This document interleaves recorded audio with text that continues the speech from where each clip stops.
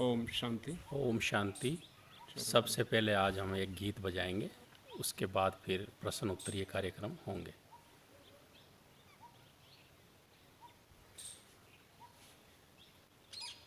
बाबा की याद में हम ये गीत सुनेंगे।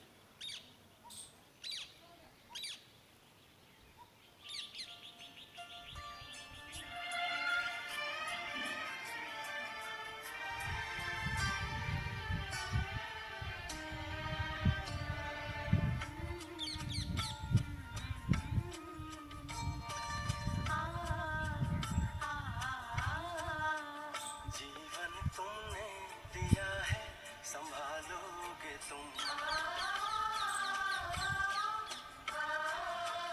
जीवन तुमने दिया है, संभालोगे तुम। आशा हमें है, विश्वास है, हर मुश्किल से विधाता निकालोगे तुम। जीवन तुमने दिया है, संभालोगे तुम। आशा हमें है, विश्वास है, हर मुश्किल से विधाता निकालोगे तुम। जीवन तुमने दिया है, संभालोगे तुम।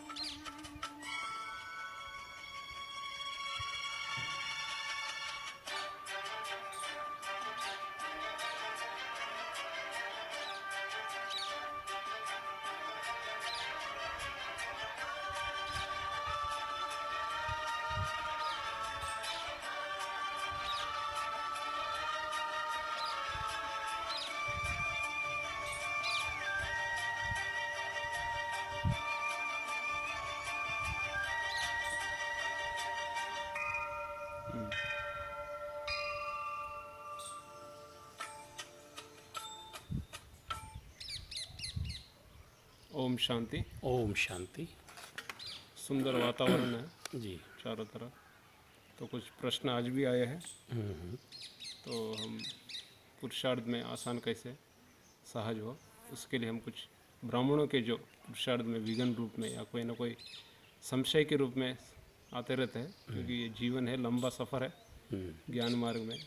जब तक जीना है तब तक पढ़ना है, बाबा के बन के रहना है। तो उसके लिए कुछ क्वेश्चन है। तो इसमें एक क्वेश्चन है कि बाबा की मदद लेने का विधि क्या है। बाबा की जो मदद है लेने का विधि क्या है। हाँ, तो बाबा ने ही अनेक मुरलियों के अंदर ये विधियाँ बताई है कि जब भी कोई बात आ जाए तो ये कहो, मीठे बाबा, प्यारे बाबा, मेरे साथी आ जाओ, मदद करो। तो बाबा ने कहा है कि लेकिन दिल से कहना, दिमाग से नहीं, क्योंकि दिल वाले की आवाज़, दिल वाला जो बाबा है उसके पास दिल वाले बच्चों की आवाज़ पहुंचती है। तो दिल से कहना, अर्थात अपने स्वरूप में। दिल का मतलब क्या है, कोई हार्ट, ये स्थूल दिल नहीं, लेकिन अपने स्वरूप के में स्थित होके और बाबा की याद में मगन होके कहना, मीठे बाबा, प्यारे बाबा, मेरे साथी आ जाओ, मदद करो। तो बच्चे बुलाए और बाप ना आए, ऐसा कभी हो नहीं सकता है। तो ये दिल से करें हम, तो अवश्य हमें मदद मिलेगी। मेरे तो बहुत सारे अनुभव है कि बाबा ने समय समय पे अनेक प्रकार की मदद की है, लेकिन आप सबको भी अनुभव होगा कि बाबा की मदद आपको भी मिलती होगी समय समय पे।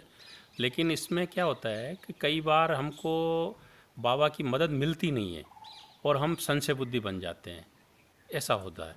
जैसे बाबा ने कहा कि भाई ये अभ्यास करना है, मीठे बाबा, प्यारे बाबा, मेरे साथी आ जाओ, मदद करो। तो जैसे फिर हमको मदद नहीं मिलती तो हम संशय बुद्धि बन जाते हैं, ज्ञान में भी हम संशय लाते हैं, बाबा के ऊपर भी हम संशय ले आते हैं और हम ज्ञान को छोड़ देते हैं। तो इसकी एक प्रैक्टिकल घटना है। तो हमको ये सोचना चाहिए कि अगर मान लो कि हमने बाबा से बोला और वो काम नहीं हुआ, तो उसमें हमारा कोई न कोई कल्याण है। तो उसकी एक बार क्या हुआ कि एक कोई बिल्डिंग थी, तो वो मिलने वाली थी, मतलब सस्ती मिल रही थी। तो उसने बताया कि भाई वो बिल्डिंग मुझे मिलनी चाहिए, तो मैं क्या करूं। तो उसको ये विधि बताई गई कि ये बोलो, मीठे बाबा, प्यारे बाबा, मेरे साथ ही आ जाओ, मदद करो। तो अब उसने खूब 21 दिन तक अभ्यास किया, लेकिन फिर भी उसको नहीं मिले वो वही वाली बिल्डिंग, क्योंकि वो बहुत सस्ती मिल रही थी। तो उसको लगा कि मिलना चाहिए। तो उसने इतनी मेहनत की लेकिन फिर नहीं मिली। तो उसने जब नहीं मिली और दूसरे को मिल गई तो वो दिल शिकस्त हो गया, बोला कुछ भी योग योग कुछ नहीं, कोई बाबा बाबा नहीं है, सब फालतू बातें हैं। तो वो एकदम संशय बुद्धि हो गया, ज्ञान भी छोड़ दिया, योग भी छोड़ दिया, सब कुछ छोड़ दिया और संशय में आ गया। लेकिन थोड़े ही दिनों के बाद में क्या हुआ कि वो बिल्डिंग ऊपर से नीचे आ गई, कोई भूकंप आया था, वो गिर गया। तब उसने कहा अरे बाबा ने तो मुझे बचा लिया, कि नहीं तो मेरा तो पैसा वहाँ डूब जाता, बिल्डिंग भी मिट्टी में मिल गई। तब उसने कहा शुक्रिया बाबा, तेरा लाख लाख शुक्रिया है कि तूने मुझे बचा लिया। तो कई बार अगर हम बाबा से कोई बात बोलते हैं और अगर वो पूरी नहीं होती है तो हमको ये सोचना चाहिए इसमें कोई न कोई कल्याण समाया हुआ है, इसके पीछे कोई कल्याण होगा। हम क्या एक काल को देखते हैं और बाबा से जिद करते हैं, लेकिन हमें एक काल को नहीं देखना चाहिए। हमको ये सोचना चाहिए कि अगर ये चीज़ हमें बाबा नहीं दे रहा है तो इसके पीछे कोई न कोई कल्याण होगा, ये सोच के हमको संतुष्ट रहना चाहिए। माना प्रत्यक्ष फल चाहता है। हाँ, तो हमें बाबा से मदद के लिए बोलना चाहिए, पर बाबा आदि मध्य अंत तो बाबा जानता है ना। हम लोग तो वर्तमान के फ़ायदे को देखते हैं, लेकिन बाबा आगे तक के फ़ायदे को हमें देखता है या जानता है, उस प्रकार हमारे को नुकसान न पहुँचे इसलिए ऐसा करता है। एक प्रैक्टिकल घटना भी मेरे साथ हुई। तो एक भाई था, उसने मेरे को फ़ोन किया, बोला भाई जी मैं ये मकान ले रहा हूँ और ये बहुत सस्ता है और आप योग करना। तो मैंने कहा ठीक है भैया योग करेंगे। तो मैं योग किया। तो अब मेरे को योग में बार बार ये टच आ रही है कि अगर मान लो कि मैं ये बिल्डिंग मिल जाए और उसमें कोई घपला हो तो उसका कल्याण हो तो फिर मेरे मन में आया कि नहीं, फिर नहीं मिलना चाहिए।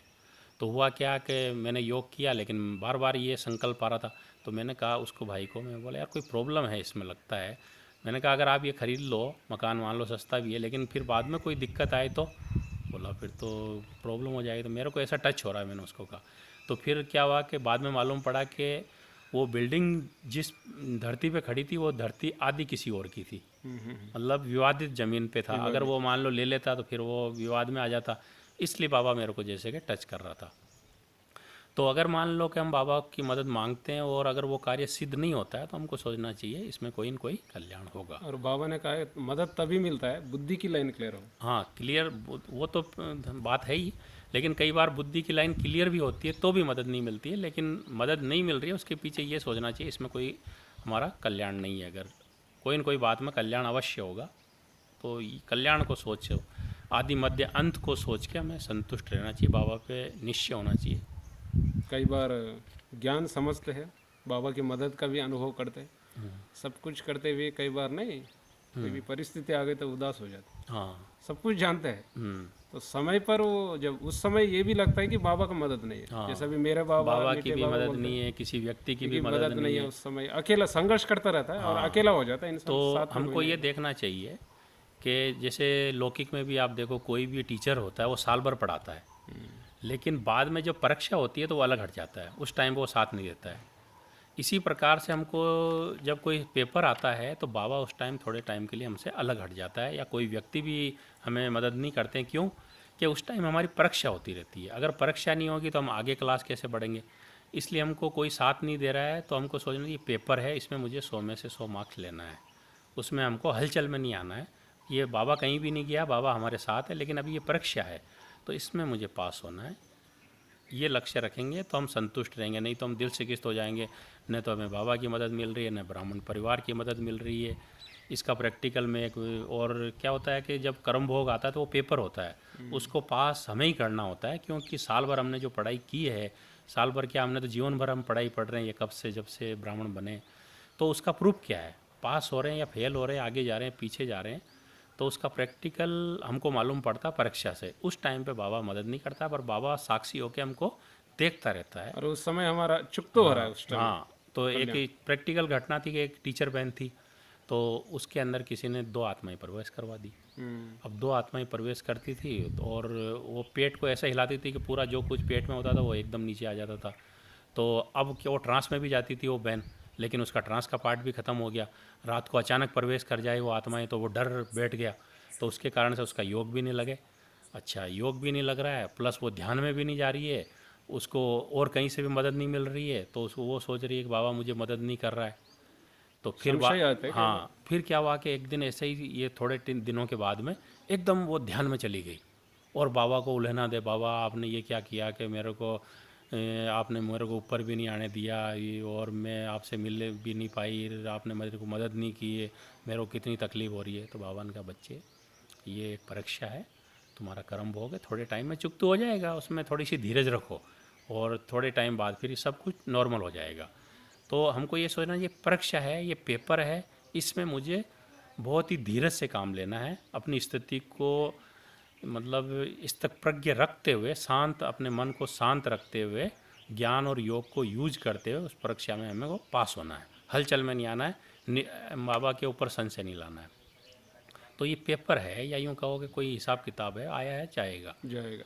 तो स्थिति एक अगर जैसी हम नहीं उस प्रकार का ये बुद्धि में रखेंगे कि परीक्षा है, पेपर है, अभी थोड़े टाइम के लिए बाबा हमसे हल्का सा दूर है, बाकी साक्षियों के बाबा हमको देख रहा है, बाबा ने इतना ज्ञान दिया है, इतनी शक्ति हमने ली है भगवान से, तो उसको यूज भी तो करें हम, तब तो हमें आगे की परीक्षा में बैठने का नंबर और मिलेगा। बाबा ये नहीं बोलता है संगम युगम कल्याणी कर युगम। हाँ, और हर बात में हर कल्याण बात है। में कल्याण। हाँ तो वो बात अगर किसकने से हाँ, बुद्धि से तो फिर बुद्धि में हो कि जो हुआ अच्छा हुआ, जो हो रहा है अच्छा, जो होगा वो अच्छा ही अच्छा ही होगा, होगा। क्योंकि ये संगम युग जो है कल्याणकारी युग है, और ब्राह्मणों को हर बात में कल्याण है। ये अगर बुद्धि में होगा तो हम हर बात में संतुष्ट ये होंगे। जो शब्द है ना, कई बार परिस्थिति विपरीत होता है ना, तो ये बात निकल जाती बुद्धि से, तो हाँ, हिल जाता तो है। उस ये- समय जब आती है विकराल तो परिस्थिति, जब कोई जैसे परिस्थिति आती है तभी इन बातों को हमको यूज करना चाहिए, उसके पहले भी हमें इन बातों को ध्यान में रखना चाहिए। ध्यान में रखेंगे तभी वो समय जब आएगा तो हमें वो याद रहेगी और हम उस पेपर में पास होंगे। और ये भी याद रखना, समय एक जैसा नहीं होता। हाँ, आज समय जो है हाँ, चेंज हो जाएगा। आज ये पेपर आया है तो ये कोई बीमारी आई है तो सदा नहीं रहेगी, आज है कल जाएगी, जो चीज़ आई है वो जाएगी। और बाबा ने ये भी कहा है कि काम बिगड़ जाए पर स्थिति ना बिगड़े, हाँ, काम तो सुधार सकते हैं। हाँ, तो कहने का मतलब है कि हमारी स्थिति खराब ना हो। अगर हमको काम को छोड़ना भी पड़ता है तो भले ही हम कार्य छोड़ दें, पर स्थिति को न छोड़ें। वही। स्थिति महान होनी चाहिए, क्योंकि हम कैसा भी कार्य करें, भले ही साधारण से साधारण भी कार्य करें, भगवान ने हमें बोला है, लेकिन स्थिति हमारी बहुत टॉप की होनी चाहिए। क्योंकि स्थिति हमको बनानी है। हाँ। इसमें बाबा केवल डायरेक्शन तो देता है। बाबा जो है कि भाई हमको बड़े बड़े काम करने हैं, उसकी कोई आवश्यकता नहीं। बाबा चाहता है काम हम भले ही साधारण करें, पर स्थिति हमारी बहुत ही टॉप की हो, आपकी हो। अचल अडोल वाली हो। तो ये बाबा हमको चाहता है। और जैसे पुरुषार्थ में कई बार हम भट्टी रखते हैं, सेंटर में भी रखते हैं, बाहर भी रखते हैं, मधुबन भी रखते हैं, तो अच्छा लगता है उस समय। ज्वालामुखी योग, फरिश्ते, ये सब चीज़ अच्छी बाबा से जो भी स्थिति वो स्थिति अनुभव होता है। पर ये 10 दिन 15 दिन के बाद फिर बार बार वो संस्कार बीच में आ जाता है, वो बार बार खींचता है। तो कई बार इंसान के अभी अभी अच्छी था, 10 दिन अच्छा भट्टी किया, तपस्या किया, ऐसी बात आ गई, सारे के सारे पानी में गए। हाँ, तो ऐसा उसको होता है। कंटिन्यू हम कैसे रहे को वो संस्कार पर कैसे क्या विजय होता है प्राप्त करें। कि वो बात सही है कि सदा ही एक जैसी लगन नहीं होती है, उतराव चढ़ाव आता है, लेकिन जैसे ही हमें जागृति आए हम तुरंत टाइट हो जाएं, वापस से अपने आप को समेट लें, और अगर कुछ होता भी है तो कोई इसमें ज़्यादा हलचल में नहीं आए और फिर से अपनी दिनचर्या को हम टाइट कर दें।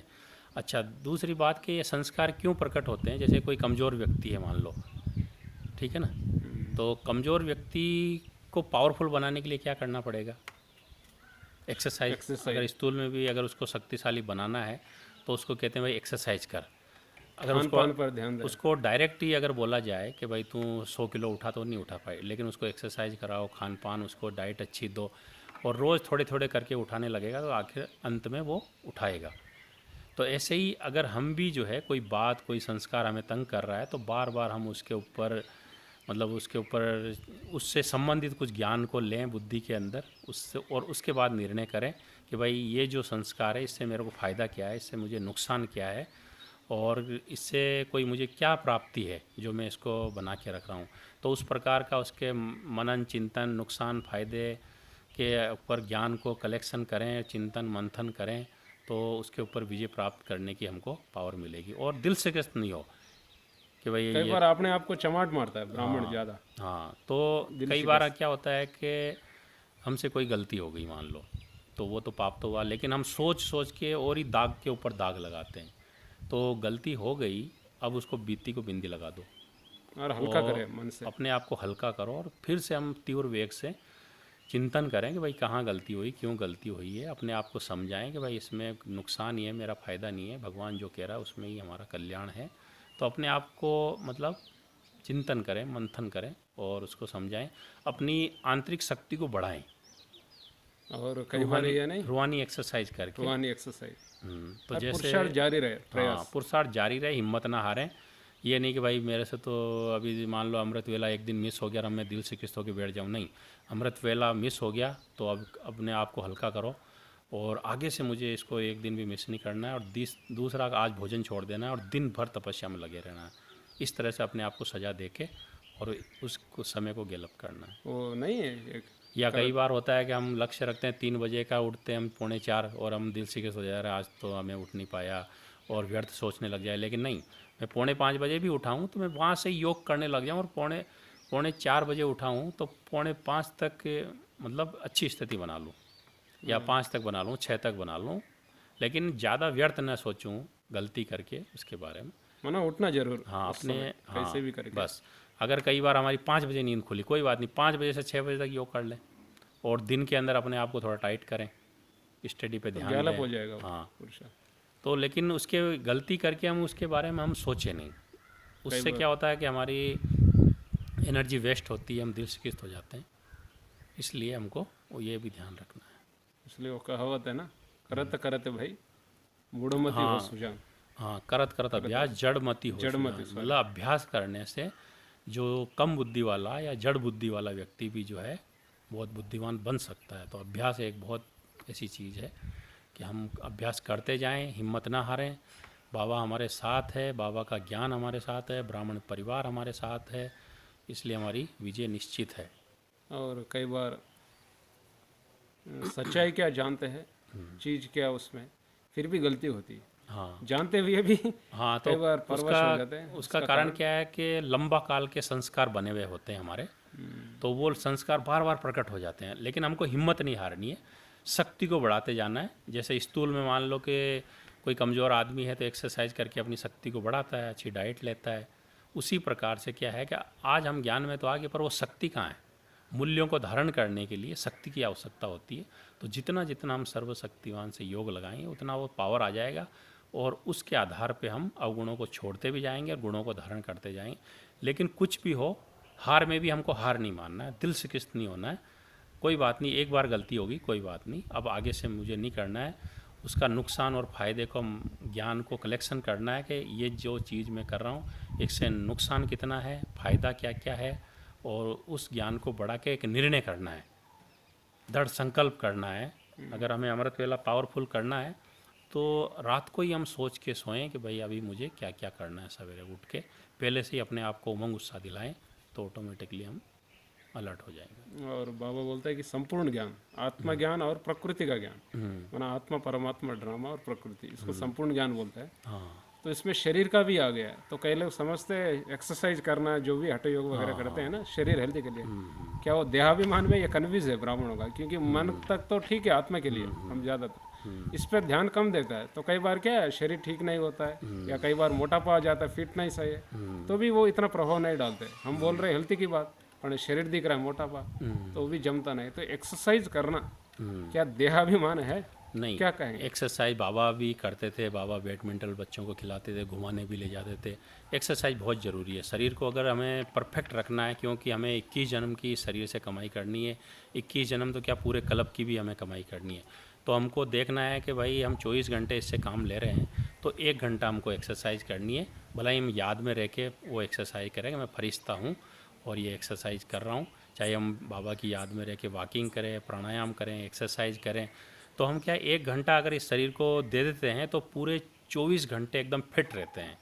और जो सेवाएं करनी चाहिए वो सेवाएं भी करेंगे, हमारा माइंड भी फ्रेश होगा और हम उमंग उत्साह में रहेंगे, तो उससे हम बहुत ज़्यादा सेवा कर सकते हैं। तो इस शरीर का भी हमको ज्ञान होना चाहिए कि शरीर को भी हमको ठीक रखना है, आत्मा को भी ठीक रखना है।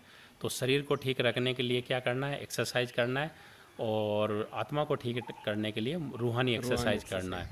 शरीर को तो हमें बैठने नहीं देना है, क्योंकि ये 5 तत्वों का शरीर है, तो इससे बहुत अधिक सेवाएं करते रहें। जितना इसको यूज करेंगे उतना ये स्वस्थ रहेगा। और मन को हमें चलने नहीं देना है, कम से कम हमें सोचना है, क्योंकि जितने ज़्यादा हमारे मन के विचार होंगे उतनी हमारी भाग्य की शक्ति नष्ट होती है, और जितने कम से कम विचार हमारे मन में होंगे उतनी हमारी शक्ति बढ़ेगी। तो हमें ये ध्यान रखना है कि हमें कम से कम सोचना है, ज़्यादा नहीं सोचना है, और शरीर को बैठने नहीं देना है, इसको गतिमान रखना है।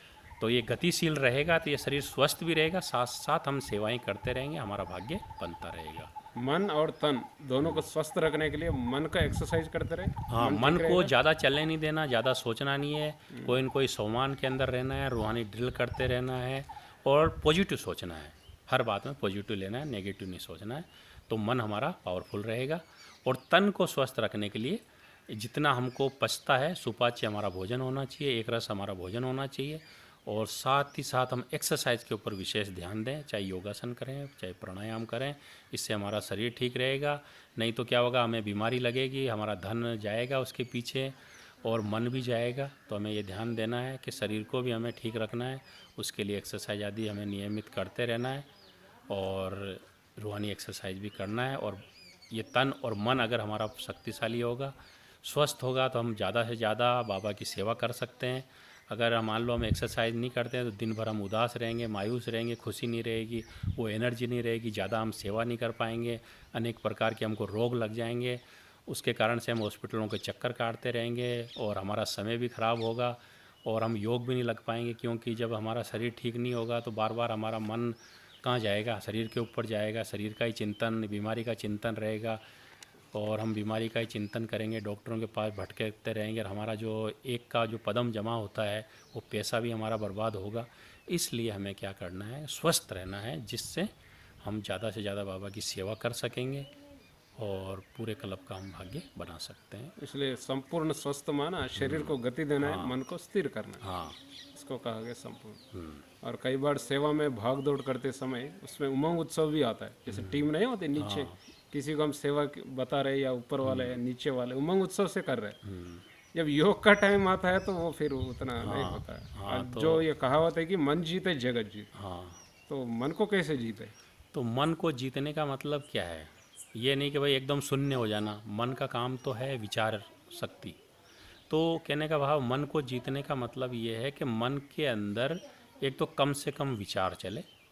दूसरी बात है, मन को जीतना मतलब पांचों विकार, जो काम, क्रोध, लोभ, मोह, अहंकार, इनके विचार हमारे मन में ना आए। जो विषय विकार है, इनके विकारों के जो विचार है वो हमारे मन में ना आए। साथ ही साथ हम नेगेटिव न सोचें, पॉजिटिव सोचें। हर समय पॉजिटिव और पावरफुल सोचें। जो बाबा ने हमें सम्मान दिया है कि मैं मास्टर सर्वशक्तिवान हूँ, मैं परम पवित्र आत्मा हूँ, मैं इस देह में अवतरित अवतार हूँ, कर्म के बंधन से मुक्त कर्मातीत हूँ, मैं फरिश्ता हूँ, मैं निराकार अशरीरी ज्योति बिंदु आत्मा हूँ। इस प्रकार के विचार रख के हम कोई भी सेवाएं करते रहेंगे तो हमारा मन ज़्यादा नहीं चलेगा और हमारे मन में शांति भी रहेगी, हमारी निर्णय शक्ति भी काम करेगी, परख शक्ति भी काम करेगी, सहन शक्ति भी काम करेगी। और हमारे मन के अंदर एक, आप देखेंगे कि जब आप सम्मान में रहेंगे तो एक अंदर में एक अलग ही सुकून होगा। आपको शांति की भी अनुभूति होगी, आनंद की भी अनुभूति होगी, खुशी की भी अनुभूति होगी और आपको कुछ करने का आनंद आएगा। तो मन को जीतने का मतलब है कि मन के अंदर व्यर्थ और नेगेटिव विचार न चले और एक श्रेष्ठ संकल्प में हम स्थित रहें। इसको कहते हैं मन जीते जगत जीते। कई बार नहीं अपने आप को संतुष्ट कर लेते, मियाँ मिट्टू नहीं बोलते बाबा, अब सब कुछ तो कई बार करके उसको लेप लगा देते, ठीक हो, ओके, सेटिस्फाई, वो प्राप्ति देके छोटी छोटी। हाँ, और लंबा काल तो ये तो हमें स्थूल प्राप्ति के पीछे जो अविनाशी प्राप्ति है उसको नहीं भूलना है। अविनाशी प्राप्ति क्या है कि ये शरीर तो देखो विनाशी है, ठीक है, अब ये दुनिया भी विनाशी है। इसलिए हमें क्या करना है कि अविनाशी आत्मा की जो प्राप्ति है उसके ऊपर ज़्यादा ध्यान देना है। बाकी शरीर तो विनाशी है, उसको जितना आवश्यक है उतना तो देना ही चाहिए। और लास्ट क्वेश्चन अभी तो ये जैसा क्रोध, छोटी छोटी बात होती है ना, छोटी छोटी, अभी ठीक ठाक है संबंध जो है, अभी सेवा में है जो भी ठीक ठाक है जी। पर कोई छोटी गलती हो गई था, मानो उस पर एक्सेप्टेशन रखते ना, हाँ। ये कर ले, वो नहीं किया समझो, तुरंत गुस्सा आता है। हाँ, माना कुछ समझ में नहीं आता, रूप बदलता रहता है, कभी ठीक है, कभी उतराव, कभी चढ़ाव, कभी बात, कभी मूड, वो सारा होता रहता है। तो क्रोध आने का कारण क्या है? सूक्ष्म गति से उसको जीतना कैसा है? क्योंकि हम छूट दे देते हैं, ब्राह्मण क्रोध करना सहज है, कारोबार चलाना पड़ता है, आंख दिखाते हैं, तो क्या ये सेटिंग होता है योगी ज्ञानी लक्षण के लिए? हाँ, तो यहाँ पे क्या है कि काम का महत्व नहीं है, पर काम को किस विधि से करें, क्योंकि काम तो सारी दुनिया ही कर रही है, पर क्रोध मुक्त होकर हम काम करें। क्योंकि अगर हम क्रोध करेंगे तो क्रोध जो है काम बिगाड़ता है, सुधारता नहीं है। हम खुद ही सोचें कि हमारे ऊपर कोई क्रोध करे तो क्या काम सुधरेगा या बिगड़ेगा? क्योंकि क्रोध करने से क्या होता है, उसका असर जो है मन के ऊपर आता है और मन जब नेगेटिव हो जाता है तो काम बिगड़ते हैं। तो क्रोध जो है मूर्खता से आरंभ होता है और पश्चाताप पे ख़त्म होता है। ज्ञानी आत्माओं का लक्षण है प्यार, तो क्रोधी जो का अज्ञान। अज्ञान का जो गुण है वो है क्रोध, क्रोध। और ज्ञानियों का जो गुण है वो शांति। कि हर काम हमें शांति से लेना है। क्रोध जो है मूर्खता से आरंभ होता है और बाद में पश्चाताप कई होता बार नहीं शांति की डेफिनेशन में कुछ बता दिया, कुछ लोग उसको उल्टा यूज करते हैं, उस समय भी क्रोध आने का ये होता है। तो हम रास्ता, क्या है उस कि समय किसी क्या के करें? ऊपर अधिकार रखते हैं कि ये इसको ऐसा ही करना चाहिए, इसको ऐसा करना चाहिए, मैं तो इतना अच्छा हूँ, ये ऐसा क्यों नहीं करता है। तो हमें किसी पे कामना नहीं रखना चाहिए। हमको ये रखना चाहिए कि सभी आत्माएं हैं और सभी का अपना अपना रोल है ड्रामा के अंदर। जिसका जो रोल है वो बजाएगा। हर एक का भाग्य अपना है, हर एक का संस्कार अपना है, हर एक की बुद्धि अपनी है। तो मैं जैसे चाहूँ वैसे व्यक्ति नहीं चलेगा, ये क्योंकि वो हमको स्वीकार करना है। हाँ, ये एक हर एक व्यक्ति का अपना एक रोल है, उसका पहले से एक पार्ट है, उसको जो पार्ट मिला हुआ है वो बजाएगा। क्योंकि हर एक आत्मा निर्दोष है, निर्दोष। इसमें किसी का दोष नहीं है। तो हमें कामना नहीं रखनी है कि जैसे मैं चाहूँ वैसे ही अगला व्यक्ति करे, लेकिन हमें क्या बुद्धि में ज्ञान को रखते हुए और फिर संपर्क में आना, तो हमें क्रोध नहीं आएगा। हमको ये देखना है कि भाई मेरे अनुसार कोई भी नहीं चलेगा, क्योंकि हर एक का अपना रोल है। हम ये सोचते हैं कि भाई ये मेरे अंडर में है, मैं जैसे कहूँ वैसे क्यों नहीं करता है ये। तो तो फिर जब मैं अपने अनुसार चाहता हूँ वो मैं खुद भी नहीं कर पाता हूँ, ठीक है ना, या भगवान जो कहता है वो मैं खुद भी नहीं कर पाता हूँ, तो मेरे कहे अनुसार मेरे नीचे वाला कैसे करेगा। क्योंकि उसके अपने संस्कार है, उसका अपना भाग्य भी बनना है, तो उसका अपना रोल भी है। तो हमें क्या करना है कि किसी से कामना नहीं रखनी है कि ये ऐसा करे, लेकिन मुझे क्रोध नहीं करना है, ये ध्यान रखना है। मुझे क्रोध नहीं करना है, मुझे हर काम शांति से करना है। मैं क्रोध मुक्त आत्मा हूँ और मुझे क्रोध नहीं करना है। बुद्धि में ये हो कि मुझे क्रोध नहीं करना है। क्रोध से बहुत नुकसान होता है, माइंड की शक्ति भी वेस्ट जाती है, मेरा जो व्यवहार है वो भी लोगों से ख़राब होता है, मेरा संबंध भी ख़राब होता है, और मुझे लोगों से बद्दुआएं भी मिलती है, मेरे ब्रेन की शक्ति भी नष्ट होती है, और अचानक मेरे से कोई पाप भी हो जाता है। क्रोध आ जाता है तो विवेक शक्ति काम नहीं करती है, फिर बाद में पश्चाताप भी होता है। तो क्रोध के जो नुकसान है वो भी हमको लिखना चाहिए, और क्रोध नहीं करने के जो फ़ायदे हैं वो भी हमको लिखना चाहिए, उसके ऊपर थोड़ा चिंतन करना चाहिए। तो हमें अंदर से आएगा कि नहीं, क्रोध से नुकसान बहुत है, फ़ायदा कम है, और मुझे इस क्रोध के ऊपर विजय प्राप्त करना है, मुझे हर काम शांति से लेना है। अक्सर करके व्यक्ति क्या सोचता है कि नहीं, क्रोध तो करना ज़रूरी है, कि क्रोध नहीं करेंगे तो काम बिगड़ेगा। तो पहले से ही उसने अपने आप को कमांड दे दी कि क्रोध तो ज़रूरी है, तो फिर वो क्या करता है कि बाद में क्रोध करता है। तो क्रोध से क्या अल्पकाल के लिए आपका काम तो बन भी सकता है, थोड़े टाइम के लिए, लेकिन सदा काल के लिए काम चलो बनेगा क्रोध नहीं, तो बिगड़ेगा। छोड़ो, अभी हम क्रोध मुख से या कुछ आंख से हाँ, तो कुछ आँख, नहीं बोल रहे, हाँ, अंदर मन में वो संकल्प चल रहा है, मन या में चेहरा भी से दिख रहा है वो। तो उससे क्या होगा कि आपकी एनर्जी तो वेस्ट जा रही है ना, दूसरे को भी ये वाइब्रेशन तो जा रहे हैं, उसके भी व्यर्थ संकल्प चल रहे हैं, आपके भी व्यर्थ संकल्प चल रहे हैं। भले ही आप बोल नहीं रहे हो, लेकिन मन में भी अगर क्रोध आ रहा है तो इससे आपकी एनर्जी जाती है। जितना आप ज़्यादा सोचते हो उतनी आपकी भाग्य की शक्ति नष्ट हो रही है, और जितना हम कम सोचते हैं तो हमारी भाग्य की शक्ति बढ़ती है। तो हमें शांति से ही काम लेना चाहिए, जिससे हमारा भाग्य भी बनता रहे और हम जीवन के अंदर सफल भी हो सही मायने में। कई बार नहीं है कि क्रोध भी नहीं कर रहे और चेहरा से पता चलता है, जो बोल नहीं पाते कई बार। हाँ, वो नाराजी जैसा नहीं होता, नाराज हो जाते तो हैं, वो वाइब्रेशन एक दो को वाइब्रेशन टकराते वो हैं, लगता है, तो एक दो अचानक ही होता है वो। हाँ, एक दो की खुशी भी गुम हो जाती है उससे। तो हमें मन में भी क्रोध नहीं करना है। एक हो गया मन में, एक हो गया बाहर दिखता है। हाँ, अब मन में क्या रखा वो नहीं दिखता है। तो कई बार नहीं, जो पहले संबंध स्पष्टता सरलता, वो फिर धीरे धीरे वो ज्ञान कमी हो जाती है। वो तो लगता है क्या हुआ, मेरे से कुछ गलती हुआ या हमसे क्या। क्या होता है कई बार क्या होता है कि हम किसी के प्रति बोलते नहीं है, पर हमको, जैसे हम किसी को बोलने से डरते हैं ना कि भाई ये ऐसा है वैसा है, क्योंकि उसके पास वो बात पहुंच रही है। लेकिन हमको ये भी ध्यान रखना चाहिए कि जिसके प्रति हम कुछ सोच रहे हैं वो बात भी सोच भी पहुंच रहा है, वाइब्रेशन बन के उसके पास पहुंच रहा है। और फिर अगर आप उसकी ग्लानि कर रहे हो 1 गुना, तो वो 10 गुना करेगा, क्योंकि आप सोचते हैं मैंने तो कुछ किया ही नहीं उसके प्रति, लेकिन आप सोचते रहो ना, तो वो सोच भी उसके पास पहुंचती है। अगर आप 1 गुना उसकी ग्लानि करते हो तो वो 10 गुना आपकी ग्लानि करेगा। तो हमको बोल के साथ साथ ये सोच का भी ध्यान देना है कि किसी के प्रति भी हमें पीठ पीछे नेगेटिव नहीं सोचना है, क्योंकि वो सोच भी पहुंचती है। और शिव बाबा देखा ना कैसे स्थिर रहता है। सब कुछ जानते हुए भी किसी के प्रति कोई कंप्लेंट नहीं। जो बाबा है, बाप दादा आता है ना, वो उतराव चढ़ाव सब देखता है तो भी न्यारा है। हाँ, तो बाबा क्यों नहीं आ रहा है? क्योंकि वो एक तो आत्माओं को देखता है, साथ ही वो साक्षियों के ड्रामा को देखता है, इसलिए उसके ऊपर किसी भी चीज़ का प्रभाव नहीं पड़ता है। हम लोग ड्रामा को साक्षी होकर नहीं देखते हैं, व्यक्ति के पार्ट को साक्षी होकर नहीं देखते हैं, इसलिए हम हलचल में आते हैं। नहीं तो कई बार हमने देखा बाप दादा की सभा आ रही है, कोई आत्मा एकदम किसी में प्रवेश करके एकदम पूरे हॉल में चिल्ला रहे हैं और लोग सारे एकदम पीछे देख रहे हैं और बाबा अपनी स्थिति में स्थित है। बाबा प्यार से कह रहा हलचल में आ गए छोटी सी बात में, और बाबा एकदम अचल है, वो अपनी मुरली चलाए जा रहे हैं और हलचल में नहीं आ रहे हैं। तो बाबा के सामने भी हाल में इस प्रकार की गतिविधि भी होती है, तो हमको देखने को मिलता है कि बाबा अपनी स्थिति में स्थित है। तो ऐसे ही दुनिया में तो कलयुग की दुनिया है, इसमें हलचल वाली दुनिया है, तो इसमें हलचल की बातें आएगी, लेकिन हम हलचल में ना आए, हम अपने सोमान में स्थित रहें कि मैं मास्टर सर्वशक्तिवान हूँ, फरिश्ता हूँ, और फरिश्ता उसको कहते हैं कि साक्षी होकर देखे।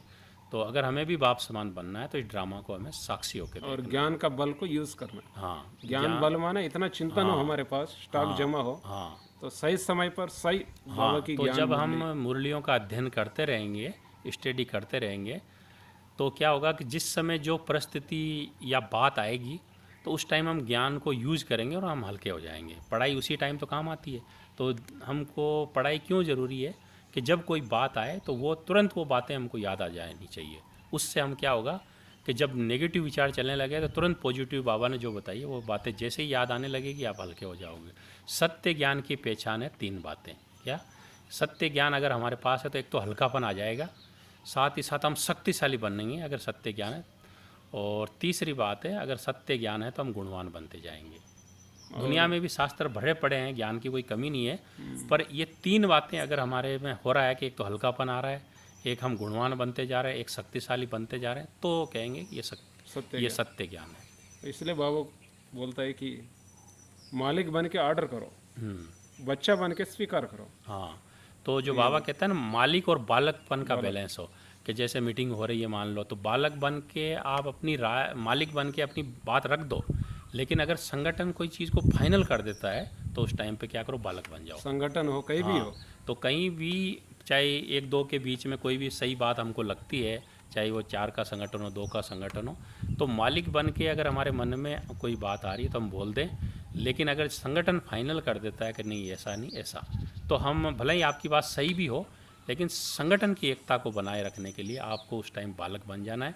अगर मान लो कि आपकी बात सही थी और लोगों ने नहीं मानी तो आगे से मानेंगे। जब उनको सफलता नहीं मिलेगी उनकी बातों से तो आपकी बात याद करेंगे, भाई उसने बहुत बढ़िया कहा था लेकिन हमने नहीं माना, तो आगे से फिर आपकी बात को मानेंगे और हमारा संगठन टूटेगा नहीं। नहीं तो क्या होता है, हमने कोई राय दी और नहीं मानी और हम नाराज़ हो जाते हैं और संगठन से दूर चले जाते हैं। तो फिर ऐसे करके हम संगठन से अकेले हो जाते हैं, तो हम दुखी हो जाते हैं, परेशान हो जाते हैं। और सेवाओं में तो संगठन बहुत ज़रूरी है, एकता बहुत ज़रूरी है। उसके लिए बालक और मालिकपन का बैलेंस सदा ही रहे। और जो घर गृहस्थ में रहते भाई लोग, तो ये बात कैसे लागू होगी? ये तो हो गई। हाँ, तो घर गृहस्थ में भी यही बात रखनी है कि भाई ये जो लोग नहीं मानते हैं ना। हाँ, तो नहीं मानते। हाँ, तो बोल के थक जाते, तो साक्षी हो जाओ, दुखी हो जाते, साक्षी हो जाओ कि भाई ये सभी आत्माएं हैं और हर एक का अपना अपना रोल है। हम प्यार से उनको समझाएं, शिक्षा दें, सावधानी दें, और नहीं माने साक्षी हो जाएं। जैसे बाबा हमको ज्ञान देता है, क्या हम लोग सारा ही मानते हैं क्या? लेकिन बाबा क्या करता है, शिक्षा देता है, सावधानी देता है, फिर साक्षी हो जाता है। उसको मन पे नहीं रखता है, वो सोचता है कि नहीं इसका रोल है। भाई बाबा चाहता है इसका रोल हाई बने, हाईएस्ट हीरो पार्ट बने, लेकिन मान लो उसका रोल ही नहीं है, उसमें वो शक्ति नहीं है, तो वो कैसे करेगा? तो हमें साक्षी भी होना है, उसके बारे में सोचना नहीं है कि ऐसा क्यों करता है, इसको ऐसा नहीं करना चाहिए वैसा। इससे क्या होगा कि हमारी शक्तियाँ भी नष्ट होगी, साथ में उससे भी हमारा व्यवहार गड़बड़ाएगा। अगर हम साक्षी हो जाएंगे तो बाद में वो व्यक्ति आएगा कि नहीं मेरे से गलती होगी, मुझे माफ़ कर दो। तो हमको साक्षी रहना है। इससे क्या होगा, हमारी शक्तियाँ भी बचेगी, साथ साथ हम संगठन को पावरफुल बना सकते हैं। तो आज की बात इतना ही पूरा करते हैं जी। और पुरुषार्थ को सदा आसान बनाने के लिए हम नए नए विचार रखते रहेंगे। जी। तो ये जो सदा हल्का रहने के लिए मेरे को याद आए 5 बातें, जैसा सम्मान में रहना है, इसके साथ सम्मान देना है, सहयोग में रहना है, और कुछ बातें हैं ना। हाँ, तो ये 4-5 मतलब संबंधों में मधुरता के लिए एक तो हमें आपस में स्नेह देना है, पहली बात। दूसरा, हमें सहयोग देना है, और तीसरा है सम्मान देना है, सम्मान। और सोमान में रहना है। तो सोमान में रहने का बहुत सुख है। जितना ज़्यादा हम सोचते हैं ना, उतना टेंशन होता है। इसलिए हमें कोई न कोई सोमान में रहना, कि मैं एक महान आत्मा हूँ, या इस सोमान में हो जाओ, या मैं विजयी आत्मा हूँ। और कोई भी सोमान लेके उसके ऊपर हमको चिंतन करना है और स्थित हो जाना है, तो उसका आनंद आएगा। जैसे उदाहरण के तौर पे आपने सोमान लिया कि मैं विजयी आत्मा हूँ, तो अब इसके ऊपर चिंतन करो, इसके ऊपर नशा चढ़ाओ कि मैं कल्प कल्प की विजयी आत्मा हूँ। बाप दादा जैसे ऊपर से आ रहे हैं और मुझे विजय का तिलक दे रहे हैं। मैं विजयी आत्मा हूँ, मैं कल्प कल्प की विजयी आत्मा हूँ। विजय माला मेरा ही यादगार है। विजय रत्नों का यादगार ये दिलवाड़ा है। विजय रत्नों का जो यादगार है, ये अचल घर जो है, विजय रत्नों की जो अचल स्थिति है, उसका यादगार है। तो मैं कल्प कल्प की विजयी आत्मा हूँ। स्वयं भगवान ने कहा है कि बच्चे तुम विजयी हो और विधेयी हो। तो इस तरह से चिंतन करें। फिर ये संकल्प करें कि विजयी आत्माएं इस संसार की सबसे महान आत्माएं हैं। विजयी आत्माएं आधा कल्प की राज्य अधिकारी, आधा कल्प की पूज्य अधिकारी आत्माएं हैं। विजयी आत्माएं इस संसार की सबसे अधिक बुद्धिवान आत्माएं। विजयी आत्माएं इस संसार की सबसे अधिक भाग्यवान आत्माएं। विजयी आत्माएं इस संसार की सबसे शक्तिशाली आत्माएं। विजयी आत्माएं भगवान से सबसे अधिक प्राप्ति करने वाली आत्माएं। विजयी आत्माएं भगवान की सबसे अधिक मददगार आत्माएं। विजयी आत्माएं भगवान के सबसे समीप आत्माएं। इस तरह से चिंतन करके नशा चढ़ाएं और फिर स्थित हो जाएंगे। मैं मास्टर सर्वशक्तिवान विजयी आत्मा हूँ, परम धाम में हूँ, सर्वशक्तिवान से कंबाइंड हूँ, उसकी किरणों से कंबाइंड हूँ। तो चिंतन करके एक संकल्प में स्थित हो जाए कि मैं परम धाम में हूँ, मैं मास्टर सर्वशक्तिवान विजयी आत्मा हूँ, सर्व शक्तियों के ओरे में हूँ, घेरे में हूँ, और सर्वशक्तिवान से कंबाइंड हूँ, और निरंतर सर्वशक्तिवान की शक्तियों की किरणें मुझ में आ रही है और मेरे द्वारा प्रकृति और पूरे विश्व को जा रही है। तो जब हम चिंतन करके एक संकल्प में स्थित होंगे तो आप एकाग्र हो जाएंगे परम धाम की स्थिति में, और बाबा से शक्तियाँ आती जाएगी और आप पूरे विश्व को देते जाओगे। तो ऐसी स्थिति बना के अगर आपने 5 मिनट 10 मिनट भी सेवा कर दी तो इसकी पदम गुना प्राप्ति आपको मिलेगी।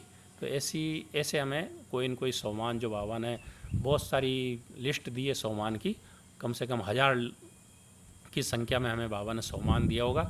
तो जो भी सोमान आपको अच्छा लगे, आपका मन स्वीकार करे, वो सोमान ले, उसके ऊपर चिंतन करें, उस स्वरूप में टिके और बाबा को साथ ले लें।